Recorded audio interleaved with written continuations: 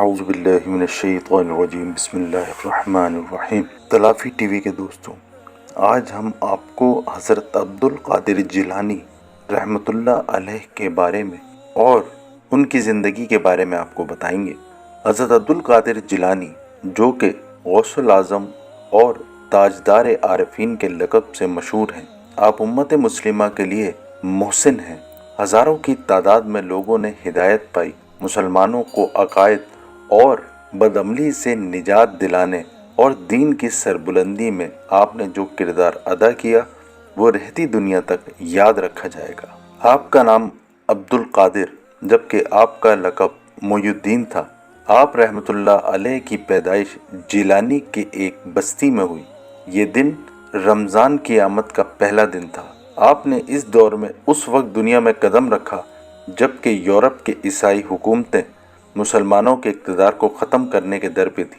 خود مسلمانوں میں یہ رواج تھا کہ دین میں نئی نئی باتوں کو جنم دیتے۔ جب مشیت الہی نے یہ ارادہ کیا کہ مسلمانوں کو ان کا بھولا ہوا سبق یاد دلانا ہے اور انہیں پھر عملی اور فکری اعتبار سے بلندیوں پر فائز کیا جانا چاہیے، تو قدرت نے تاج العارفین حضرت شیخ عبدالقادر جیلانی میں امت مسلمہ کو ایک عظیم رہنما عطا فرمایا۔ آپ کی آمد کی خبر حضرت جنید بغدادی رحمۃ اللہ علیہ نے بہت پہلے دے دی تھی۔ آپ اکثر فرماتے تھے کہ مجھے غیب سے اشارہ ہوا ہے کہ 5ویں صدی عیسوی کے آخر میں ایک عظیم بزرگ تشریف لائیں گے۔ ان کا نام عبدالقادر ہوگا جو جیلان سے وابستہ ہوں گے۔ اس دور کے عظیم صوفی بزرگ ولی حضرت عبداللہ کی پاک باز صاحبزادی حضرت ام الخیر فاطمہ کو ایک بڑے عابد و زاہد نوجوان ابو سعید ابو صالح موسیٰ کی زوجیت نصیب ہوئی، جس کے نتیجے میں رب کائنات نے انہیں یکم رمضان المبارک کو بمطابق 470 ہجری بمطابق 1078 عیسوی کو ایک فرزند عطا فرمایا۔ انہوں نے اپنے اس بیٹے کا نام عبدالقادر رکھا۔ آپ کمسن تھے کہ آپ کے والد ابو صالح کا انتقال ہو گیا۔ آپ کے نانا حضرت عبداللہ نے آپ کو اپنی سرپرستی میں لے لیا۔ آپ 5 برس کے ہوئے تو آپ کی والدہ نے آپ کو جیلان کے مدرسے میں داخل کرا دیا۔ آپ ابھی مدرسے میں زیر تعلیم تھے کہ آپ کے نانا بھی انتقال فرما گئے۔ چنانچہ آپ اور آپ کے چھوٹے بھائی کی پرورش کی ذمہ داری آپ کی والدہ پر آ گئی، جنہوں نے یہ فریضہ بخوبی نبھایا۔ جب حضرت عبدالقادر جیلانی 18 برس کے ہوئے تو اپنی والدہ سے علم کے حصول کے لیے بغداد جانے کی اجازت طلب کی، تو آپ کی والدہ نے اس کی اجازت دے دی۔ والد مرحوم کے چھوڑے ہوئے ترکوں میں 80 دینار موجود تھے، جس میں سے 40 دینار آپ نے حضرت عبدالقادر جیلانی کو دے دیے۔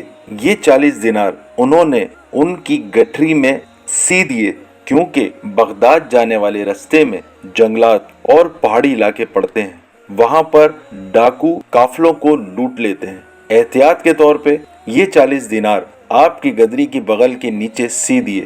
جب آپ سفر پر روانہ ہونے لگے تو آپ کی والدہ نے آپ کو ایک نصیحت فرمائی کہ بیٹا ہمیشہ سچ بولنا۔ عبدالقادر نے والدہ کی اس بات کو اپنی گرہ سے باندھ لیا۔ جب قافلہ سفر کے لیے نکلا، پہاڑی سلسلے میں ڈاکوؤں نے پوری طرح قافلے کو لوٹ لیا۔ تمام مال و اسباب لینے کے بعد ایک جگہ جمع کیا اور حضرت عبدالقادر جیلانی کو بچہ جان کر کسی نے ان پر توجہ نہ دی۔ ڈاکوؤں میں سے ایک ڈاکو نے جب ان سے پوچھا کہ اے لڑکے تمہارے پاس بھی کچھ ہے، تو آپ نے فرمایا ہاں میرے پاس 40 دینار ہے۔ ڈاکو نے ان کی بات ہنسی مذاق میں اڑا دی۔ تھوڑی دیر بعد دوسرا ڈاکو آیا، اس نے پوچھا تو حضرت عبدالقادر جیلانی نے یہی بات اسے بھی کہی۔